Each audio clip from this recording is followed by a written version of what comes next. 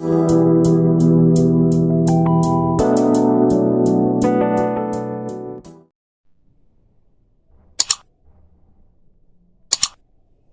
बेटा, ठीक है, क्लियर है ना? हाँ सब क्लियर है। चलो देखो बेटा, ये एक छोटा सा टॉपिक है। इसमें कुछ इंपॉर्टेंट चीजें हम लोग डिस्कस करेंगे। उसके बाद से बस इसमें दो चीजें और बच जाएगी। एक डिफ्रैक्शन, वो भी यंग्स का सिंगल स्लिट एक्सपेरिमेंट होगा।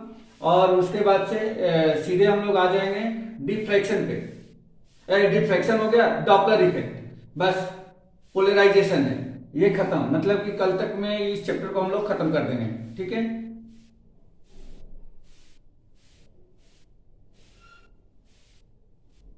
तो देखिए, इसका सबसे पहला इंपॉर्टेंट पॉइंट क्या है, जैसे इंटरफ्रेंस ऑफ लाइट में इंपॉर्टेंट पॉइंट क्या है कि जैसे हम लोगों ने यंग्स का डबल स्लिट एक्सपेरिमेंट पढ़ा था, यंग्स का डबल स्लिट एक्सपेरिमेंट, तो उसमें हम लोगों ने क्या देखा था? उसमें हम लोगों ने देखा था कि जो सेंट्रल पॉइंट होता है इसका स्क्रीन का, उस पर एक ब्राइट फ्रिंज मिलती है। लेकिन यदि उस रे ऑफ लाइट के रास्ते में यदि कोई हम ग्लास स्लैब रख दें, तब क्या चेंजेस होगा, ये सबसे पहला इंपॉर्टेंट पॉइंट है। मतलब कि उसमें क्या होगा कि जो ब्राइट और डार्क है वो क्या होगा, कुछ शिफ्ट हो जाता है। किधर शिफ्ट होता है? तो जिस डायरेक्शन में या जिस पाथ में, लाइट के जिस पाथ में हम लोग ग्लास स्लैब रखेंगे, उस डायरेक्शन में क्या हो जाएगा, वो शिफ्ट हो जाएगा।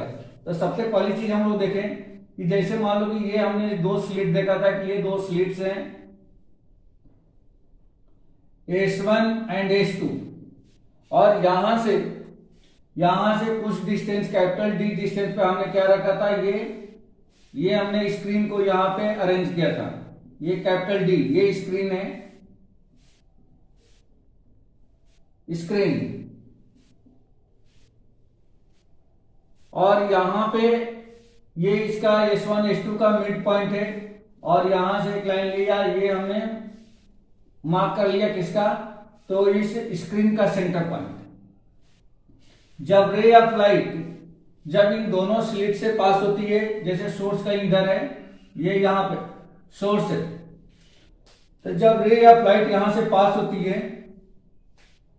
तो ये दोनों स्लिट से होते हुए, जैसे हम लोगों ने देखा था कि इस तरीके से वेव फ्रंट बनते बनते ये ऐसे जाती है, और फिर यहां से वेव फ्रंट जो है ये इस तरह से आती है।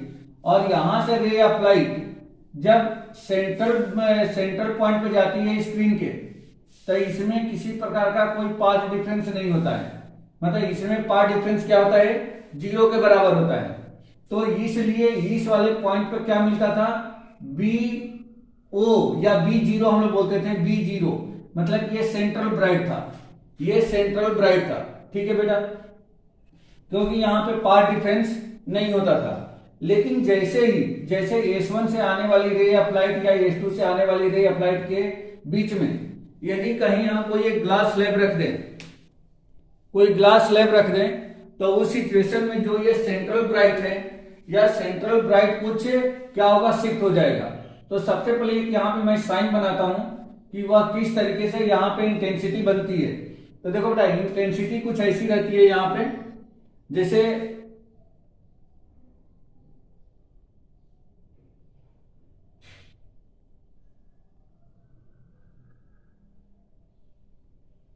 ये ऐसा आता है। इसका मतलब ये है कि जो यहां पे इधर वाला है, इधर वाला, यहां पे ये मैक्सिमम फ्रीक्वेंसी मिलती है, इसलिए ब्राइट मिलता है। यहां पे मिनिमम मिलती है, इसलिए डार्क मिलता है।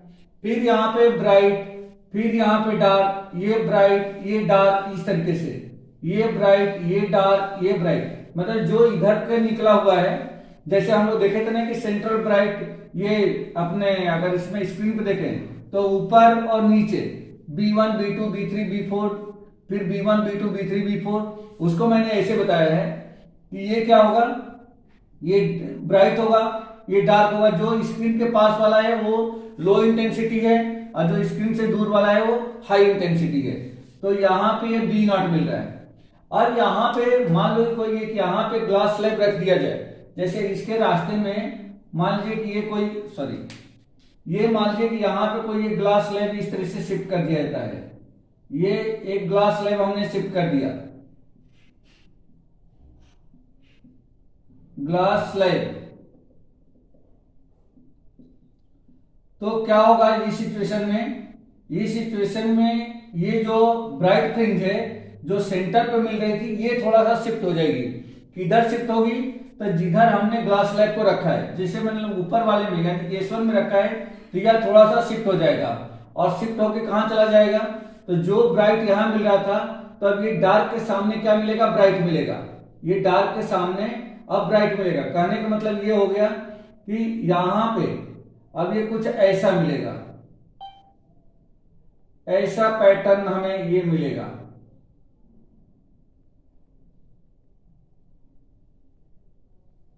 ये ऐसा पैटर्न मिलेगा, यानी कि जो बी नॉट यहां था वो बी नॉट कहां चला गया, अब यहां पे ये बी नॉट चला जाएगा। ठीक है बेटा, ये बी नॉट शिफ्ट होकर के ये ऊपर चला जाएगा, मतलब सेंट्रल ब्राइट कहां मिलेगा, इस प्लेस पे अब सेंट्रल ब्राइट मिलेगी। ठीक है बेटा, ये बात समझ में आ गई क्या जयेश, निखिल? हाँ बेटा।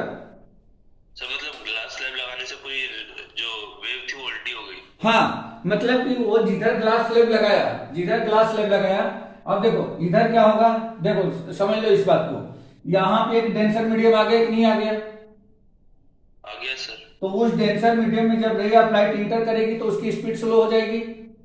हाँ सर।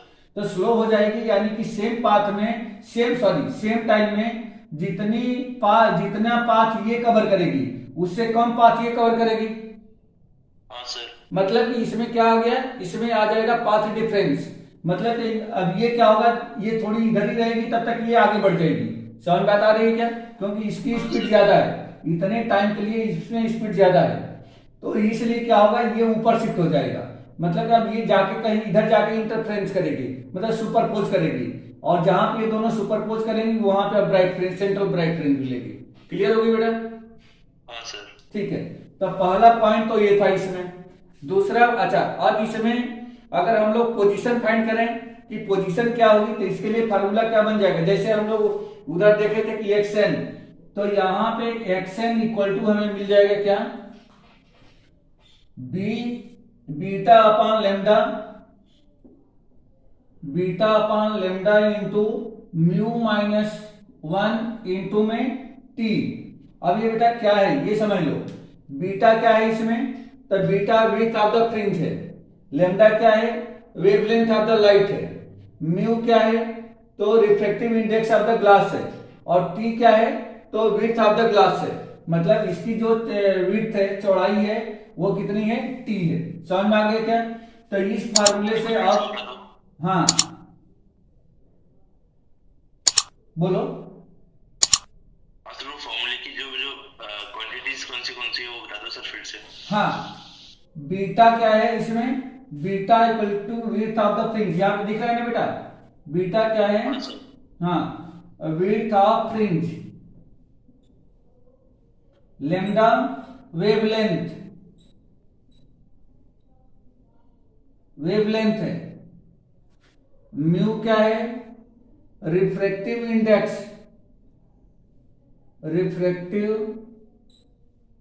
इंडेक्स ऑफ ग्लास, और टी जो है विड्थ ऑफ ग्लास है, विड्थ ऑफ ग्लास। ठीक है बेटा, समझ में आ गया?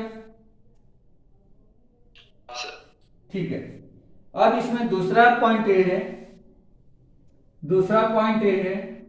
कि यदि इस पूरे सिस्टम का मतलब कि अब ये ग्लास नहीं है, स्लेट्स और स्क्रीन को पूरे को यदि किसी लिक्विड में अगर डुबो दिया जाए, क्या कर दिया जाए, एक लिक्विड में अगर डुबो देते हैं, और उस लिक्विड में डुबोने के बाद से अगर इसका इंटेंसिटी फाइंड किया जाए, या मतलब इसको फिर हम लोग क्या फाइंड करें, विड्थ फाइंड करें, तो इसमें क्या होता है, इसमें जिस लिक्विड में हम डुबोते हैं, उस लिक्विड के रिफ्रैक्टिव इंडेक्स टाइम क्या होता है, इसके जो विड्थ है वो कम हो जाती है।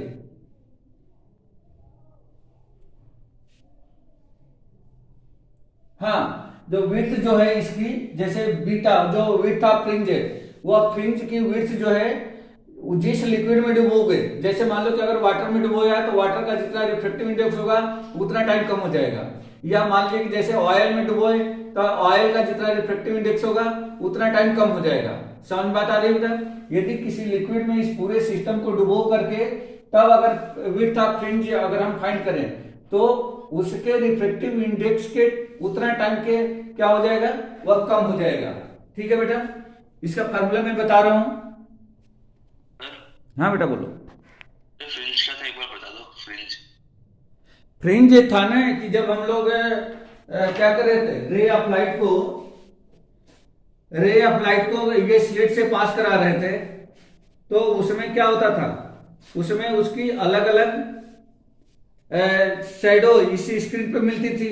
तो सबसे पहले सेंटर में क्या मिलता था, ब्राइट, उसके बाद से ऊपर डार्क, फिर ब्राइट, फिर डार्क, उसी को हम लोग फ्रिंज काट रहे हैं।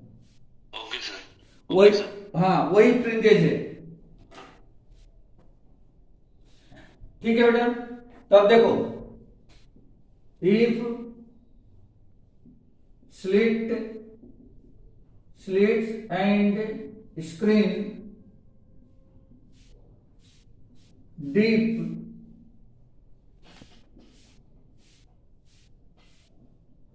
in any liquid, then width of fringes will be decreased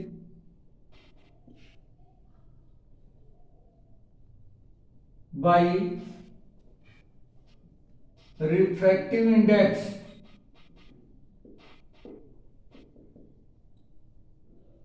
of that liquid। उस लिक्विड के रिफ्रैक्टिव इंडेक्स के टाइम क्या हो जाएगा, कम हो जाएगा। मतलब ये हो जाएगा देयरफॉर बीटा डैश, मतलब बीटा डैश क्या है, विड्थ ऑफ फ्रिंज है, तो बीटा डैश इक्वल टू हो जाएगा बीटा अपान में, सॉरी पहले तो म्यू लेमडा निकाल दें, इसका वेवलेंथ कितनी हो जाएगी, तो इसकी वेवलेंथ हो जाएगी lambda dash equal to lambda upon में म्यू, जहां पे म्यू क्या है, तो उस लिक्विड का रिफ्रैक्टिव इंडेक्स है। और यहां पे हम लोग क्या निकाल लें, अगर विड्थ ऑफ फ्रिंज निकाल लें तो सिंस विड्थ ऑफ फ्रिंज क्या होती थी, बीटा इक्वल टू, तो डी लेमडा अपान में स्मॉल डी होता था, डी लेमडा अपान में स्मॉल डी। अब हम लोगों को क्या करना है कि अगर मैंने डुबो करके उसमें लिक्विड में और फिर उसका विड्थ ऑफ फ्रिंज निकाला और उसको मैं अगर बीटा डैश से रिप्रेजेंट करूं तो बीटा डैश इक्वल टू क्या हो जाएगा, डी अपान में डी तो रहेगा ही रहेगा, इस लेमडा की जगह पे लेमडा अपान में म्यू आ जाएगा, यानी कि लेमडा अपान में म्यू। तो कुल मिलाकर क्या हो गया, इस पूरे विड्थ को मैंने किससे डिवाइड कर दिया, म्यू से, या इसको आप ऐसा भी लिख सकते हो बीटा अपान में म्यू, ये हो गया beta dash equal to beta upon में म्यू। बीटा के प्लेस पे लिख दूं डी लेमडा अपान में डी, और म्यू तो है ही, तो इंटू में म्यू, ये म्यू विड्थ ऑफ फ्रिंज मिलेगी। समझ में आया बेटा? ये तो ऑलरेडी हम लोग पहले कैलकुलेट कर चुके हैं कि किसी भी फ्रिंज की विड्थ कितनी होती है, तो beta equal to d lambda upon में डी होती है। अगर उसको लिक्विड में डुबो दिया तब उस सिचुएशन में जो विड्थ ऑफ फ्रिंज होगी डी लेमडा अपान में डी इंटू में म्यू आ जाएगा, यानी कि म्यू टाइम डिक्रीज हो गया। समझ में आ गया बेटा?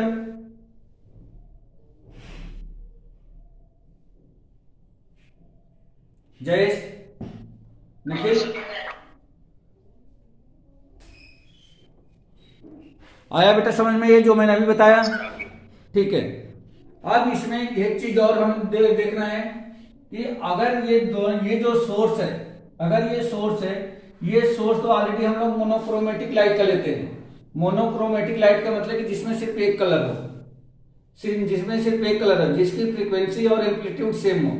लेकिन अगर इसकी जगह पे अगर मैं व्हाइट लाइट, तब उस सिचुएशन में यहाँ पे कैसा पैटर्न मिलेगा, वो हम लोगों को देखना है। तो आप जानते हैं कि जैसे व्हाइट लाइट होती है तो उसमें 7 टाइप की लाइट होती है जिसको हम लोग विबग्योर के नाम से जानते हैं। तो ये तीसरा पॉइंट मैं आपको बताने जा रहा हूं। If white light taken on the place of monochromatic light.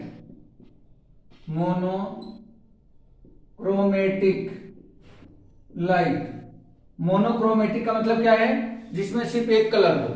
Monochromatic का मतलब है जिसमें सिर्फ एक कलर हो। अगर उसकी जगह पे व्हाइट लाइट लेते हैं तो व्हाइट लाइट लेंगे तो उसमें 7 कलर हो जाएंगे, जिसमें कौन कौन सी लाइट होती है? तो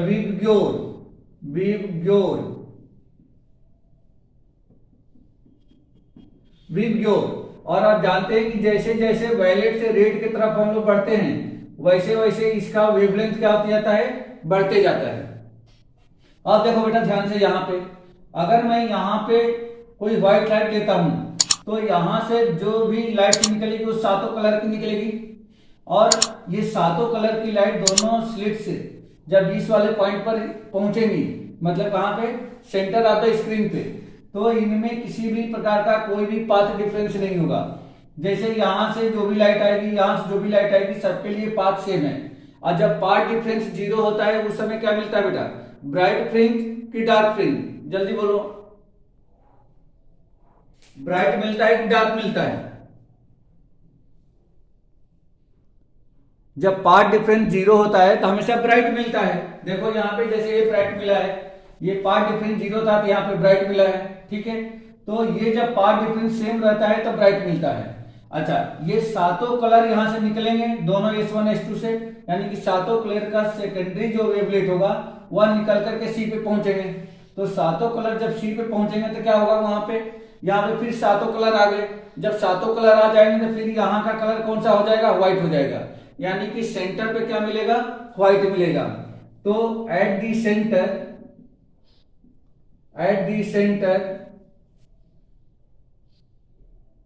central bright will be white colour, यानी कि B0 will be white colour. Central जो ब्राइट होगा वह व्हाइट कलर का होगा। लेकिन अब उसके बाद क्या होगा? अब इसके ऊपर इसके नीचे जिसका वेवलेंथ कम होगा वह इसके पास रहेगा सेंट्रल ब्राइट के, और जिसका वेवलेंथ ज्यादा होगा वह दूर दूर जाएंगे। मतलब कि सबसे नजदीक सेंट्रल ब्राइट के बाद जो सबसे पहला जो बनेगा वह वायलेट का बनेगा, और जो सबसे दूर बनेगा वह रेड का बनेगा, क्योंकि रेड का जो वेवलेंथ है वो सबसे ज्यादा है। तो रेड का जो वेवलेंथ हो, जो रेड होगा वह सबसे ज्यादा दूर बनेगा और ये सबसे नजदीक बनेगा। और साथ ही साथ क्या होगा? इसकी जो विड्थ होगी, किसकी? वायलेट की, वह कम होगी और इनकी विड्थ क्या होगी? वो ज्यादा होगी। मतलब कहने का मतलब यह है कि सेंटर पे तो ब्लैक एंड व्हाइट बनेगा, लेकिन जैसे जैसे ऊपर जाएंगे, जैसे जैसे नीचे जाएंगे, वैसे वैसे ये कलरफुल, यानी कि वायलेट, इंडिगो, बैगनी, blue, green, yellow, orange, red, इस तरीके से कलरफुल हमें पैटर्न दिखाई देंगे। क्लियर हो गया बेटा? ये कलरफुल पैटर्न हमें दिखाई देंगे और उनकी फ्रीक्वेंसी क्या होगी? बढ़ती जाएगी। ठीक है बेटा, समझ में आ गया ये? तो अगर हम लोग मोनोक्रोमेटिक की जगह पे अगर व्हाइट लाइट लेते हैं तो इस टाइप का कुछ यहाँ पैटर्न हमें देखने को मिलेगा।